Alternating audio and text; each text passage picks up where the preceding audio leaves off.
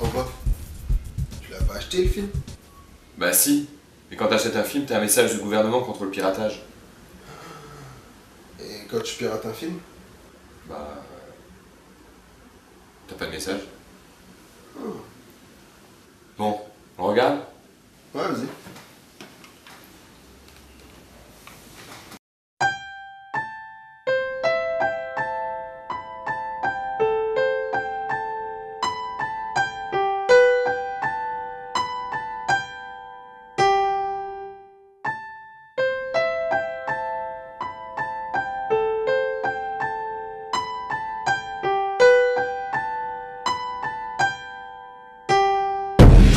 Putain de film. Bah... C'est moi qui l'ai produit. Ah... Tu sais combien ça m'a coûté? 200 000 euros. Oh... Et tu sais combien ça m'a rapporté? 4 millions d'euros. Ce mec-là, le réalisateur, Emmanuel Delaporte, un ami d'enfance comme toi, il voulait être réalisateur. J'ai dit, je suis ton homme. J'ai lâché la thune et voilà. Premier film. Discussion dans un appartement du 16e arrondissement, entre parenthèses, gérer sa métrosexualité. Palme d'or à Cannes. Je comprends pas. Y a pas de plongée sous-marine dans le film? Pardon? Palme d'or. Mais non, du con. C'est une récompense de cinéma. Ah. Second film. Pauvre garçon de Versailles. 8 Césars, dont meilleur film et meilleur réalisateur. Et le dernier, alors là c'est Pompon. Il est parti aux États-Unis tourner avec Sean Penn. Ah, le mari à Madonna. Ouais, si tu veux. Ouais. Un film sur le conflit israélo-palestinien. Make Love, Not War, man. Alors là c'est la consécration. 12 Oscars. Il a battu Titanic, Ben-Hur et Le Retour du Roi. Ah, c'est bien ça. Ouais. Et tu sais quoi? Moi je laisse pas tomber les potes. Le prochain réalisateur dont je m'occupe, c'est toi. Moi? Je m'y connais pas en cinéma. Pourquoi tu crois qu'on a inventé la caméra épaule? Alors tu trouves un sujet, et dans un mois tu fais ton film. Attends, tu vas te sortir de tôle pour avoir tabassé le mec qui baisait ta femme. Ah, le méritait. Pour ça en plus. Ouais, tu vas pas t'asseoir sur un petit chèque de 50 000 euros quand même. Bah, dit comme ça. Ouais.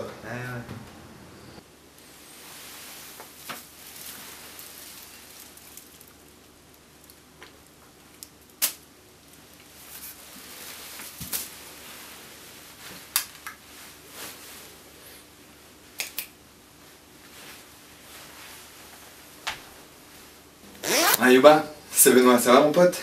Ouais, bah, ça va. Et ce scénario, ça avance? Eh ben, Bon, on commence le repérage la semaine prochaine, hein, si on veut être prêt pour Cannes. Alors dis-moi où t'en es. Je suis en train de faire passer un casting là, j'ai une actrice formidable. ben, c'est difficile à dire. J'ai tellement d'idées. Ah, vas-y, donne-moi-en de tes idées là.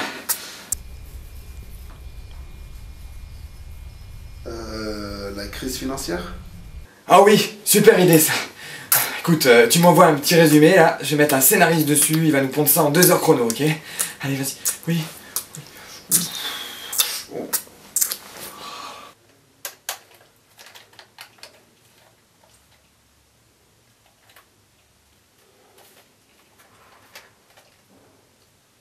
T'es qui, toi? Bonjour, Alain, chef opérateur. Non, merci, hein. J'ai déjà un forfait limité avec les textos gratuits, donc j'ai pas besoin d'un autre opérateur. Je suis là pour faire les lumières. Les lumières, les interrupteurs fonctionnent très bien. Mais je suis votre directeur de la photo. Ouais. Alors, j'ai l'impression que je m'exprime mal avec ce garçon. Tu vois ce que c'est, ça? C'est une caméra. Caméra. Je fais des films. je fais pas de photos. J'ai pas besoin de toi et puis pense à évoluer, hein. Pas dans le 21e siècle, maintenant on est là, hein. Bon allez, dégage. Mais attendez, Non, on non, m'a tu- demandé de... Dégage, juste dégage. J'ai un Voilà. contrat, je Chut, dois attends, travailler là. T'as vu? T'as l'air moins con là. Parce que tu dis des bêtises, t'as l'air moins con. Alors tu me laisses tranquille, j'essaie d'allumer la caméra depuis tout à l'heure, donc tu me laisses tranquille, je suis en train d'essayer de bosser. Ok? Hein? Allez, dégage. En plus t'es moche. Franchement. Mais c'est pas de ma faute. Bah alors dépose plainte contre tes parents. Qu'est-ce que je te dise? Mais non, Voilà. mais c'est... Non, dégage. Et puis tu diras à l'autre abruti aussi là qui était venu pour faire le son. Il y a un micro sur la caméra les gars. Il y a un micro. Évoluez. Évoluez. Il y a internet, regardez un peu. Pas croyable. Allez, dégage. Dégage.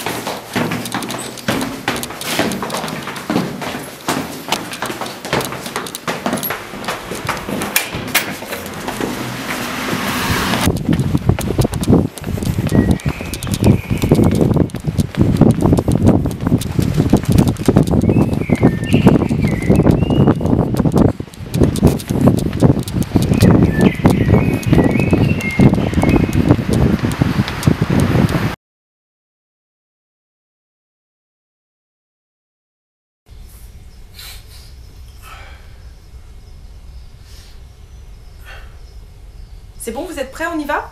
Ouais, c'est bon. De toute façon, là, la caméra, elle tourne pas. De toute façon, le bouton, il est rouge. Faut qu'il soit vert pour que ça marche. Oui, c'est ça. Ok. D'accord. C'est bon, je suis prêt.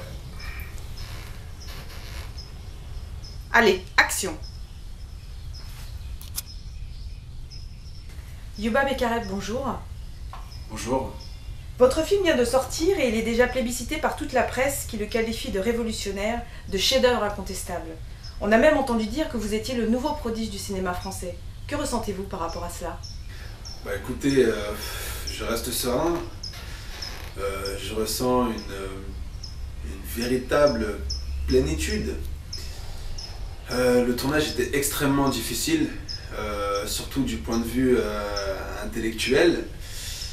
Et surtout pour les critiques qui étaient assez bonnes dans... Attendez, je vous coupe. Nous n'avons pas le droit de dire de nom de magazine. Ah, très bien.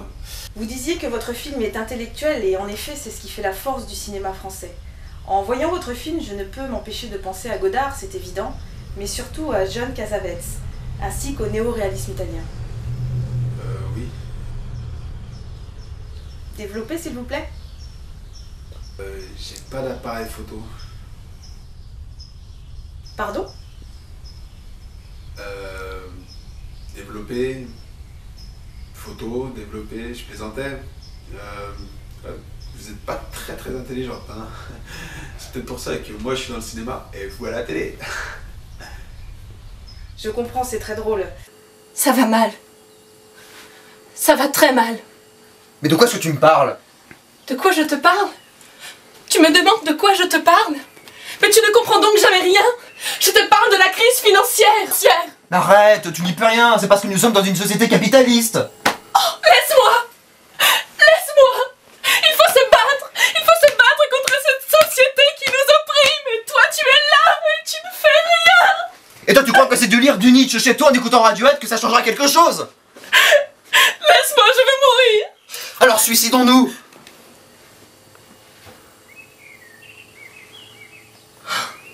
Suicide-moi. Suicide-moi aussi, car ce suicide n'en est pas un, c'est un meurtre. Le capitalisme nous a tués.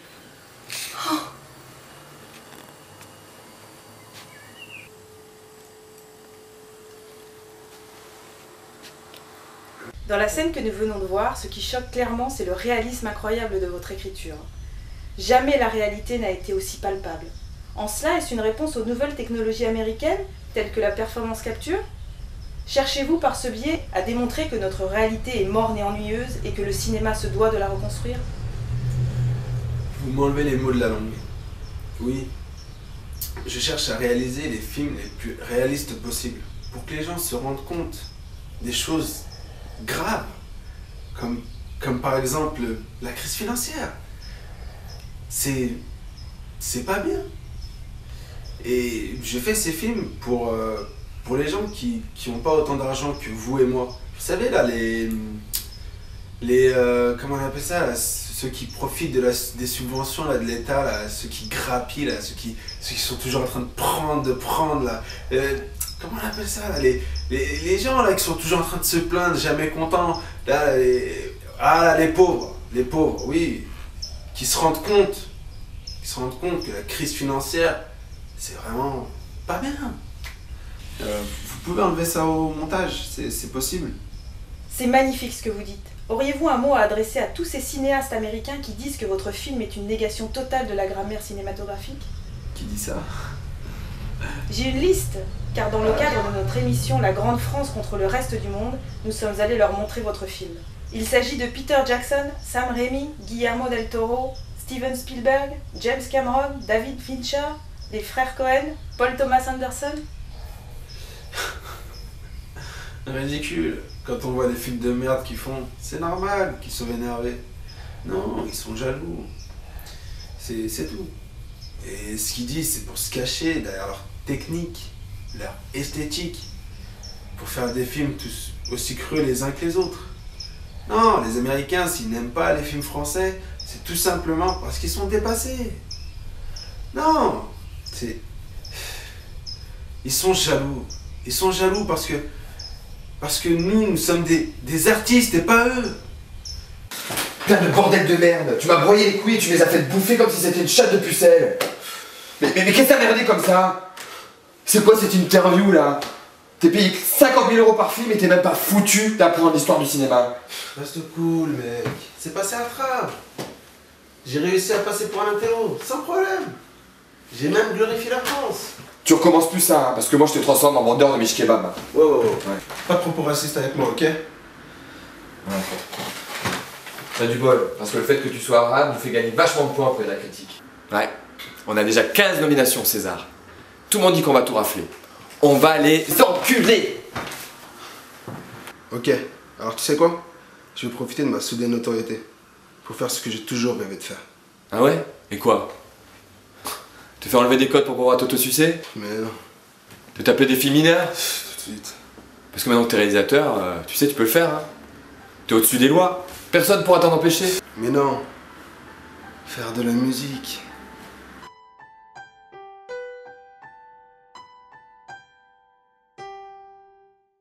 Wesh, wesh. East Coast. West Coast. Côte de Bœuf. Bombay! Pop, pop, pop, pop. Ouais, gros. La vie c'est dur, comme se cogner la tête contre un mur. La vie c'est hardcore, comme d'habiter dans le nord. Mais moi je suis official, je slam pour les mecs qui ont la dalle. Quand j'ai gagné mon premier million, j'ai compris qu'il n'y avait pas que l'argent dans la vie. Ouais, enfin, avant, tu vois, Yuba Bekareb, j'aimais bien. Mais les gens, ils connaissent trop. C'est devenu commercial, tu vois. Trop commercial. Moi je te le dis, dans mon prochain film, il y aura 2 personnes dans un appartement, face à face, qui parleront pendant 1h30. Ce qui est génial, c'est que ça sera un plan fixe. Et encore plus génial, c'est qu'il n'y aura pas de dialogue. Les acteurs diront ce qu'ils veulent. Non, c'est pour faire comprendre que dans la vie, il n'y a rien d'intéressant qui se passe. Ça va cartonner, je te dis, ça va cartonner. Mais bon. Mais quoi? Mais faut que je fasse une interview pour vendre le concept. Ouais. Et pour faire taire mes détracteurs aussi. Ça, c'est une très mauvaise idée, ça. Je peux pas les laisser faire. Ça aurait aucun sens. Non mais si tu fais une interview, tout le monde va voir que t'es un imposteur. Je suis pas un imposteur. J'ai 14 putains de César et 1 Oscar. Mais du con, c'est parce que les gens trouvent de la symbolique dans tes putains de films qu'ils croient que tu maîtrises le sujet. Mais je maîtrise le sujet. Mais non. Pas du tout. Tu connais rien au cinéma. C'est toi qui connais rien au cinéma. De toute façon, je vais la faire cette interview. Un point, c'est tout.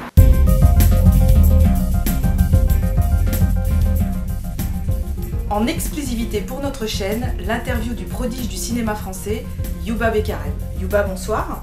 Bonsoir. Alors, vous avez refusé toute interview jusqu'à présent, et aujourd'hui vous acceptez pour mettre fin aux rumeurs disant que vous ne connaîtriez pas le langage cinématographique. C'est exact. Je voudrais leur faire comprendre que le langage cinématographique est aussi le langage du cœur. Très bien. Entrons dans le vif du sujet. Youba, savez-vous ce qu'est un chant contre chant? Bah, écoutez, j'ai vécu longtemps à la campagne et je sais ce que c'est qu'un chant contre chant. C'est le chant qui est juste à côté de l'autre chant. Mais je croyais qu'on était là pour parler cinéma. Ah, je vois que vous avez de l'humour. Un message pour vos détracteurs? Oui, je leur dirais d'aller se faire et de se faire mettre une grosse et dans ce aussi et que leur mère aussi, c'est une grosse c'est des c'est des bandes de c'est des grosses c'est une bande de fils de et je dirais même bande dans cul les de leur mère. Les gros mots sont interdits à la télévision. Ah merde, excusez-moi, j'avais pas fait gaffe. Oh putain. Bon, je passe à la seconde question. Savez-vous ce qu'est un transtrave, dit aussi travelling compensé? Écoutez, avant toute chose, les travelling, j'en ai rien contre. Les gens font bien ce qu'ils veulent de leur sexualité. Si maintenant un homme se sent mieux habillé en femme, qu'il le fasse. Je suis pour.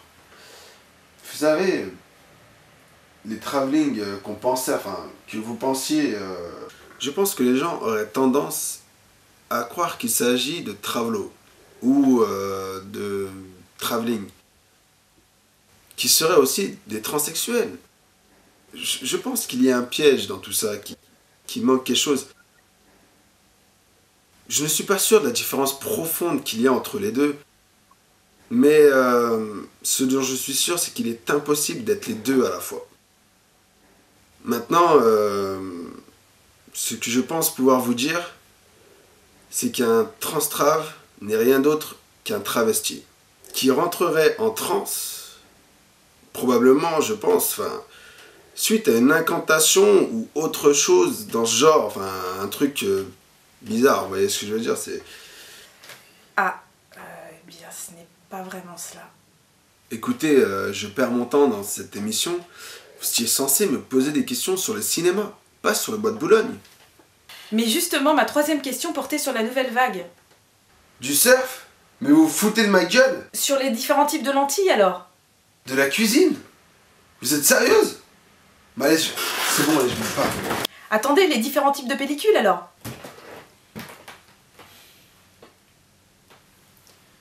J'ai l'air de faire de la pub pour shampoing.